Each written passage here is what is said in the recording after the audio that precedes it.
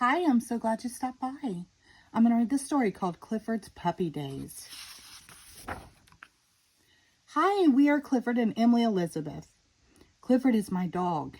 He's pretty big. Clifford wasn't always so big. When he was a puppy, he was very, very small.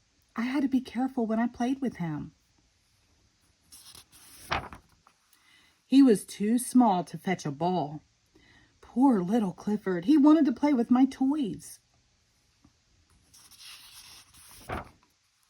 They were too big, but he liked the merry-go-round I made for him.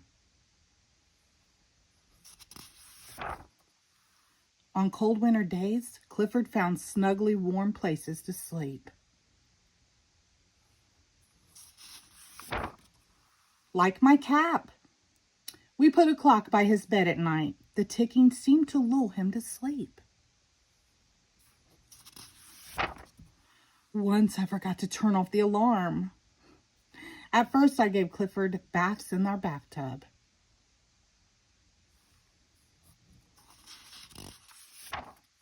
He slipped off the soap one day and I almost lost him. After that, I bathed him in a soup bowl.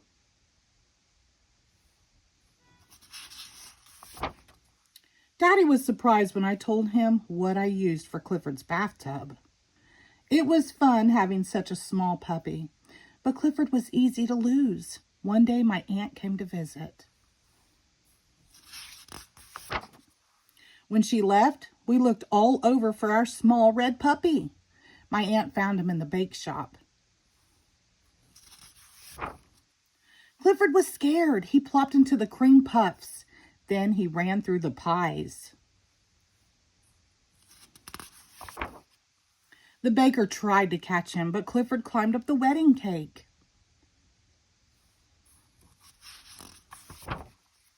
And landed in the whipped cream. The baker was a little upset.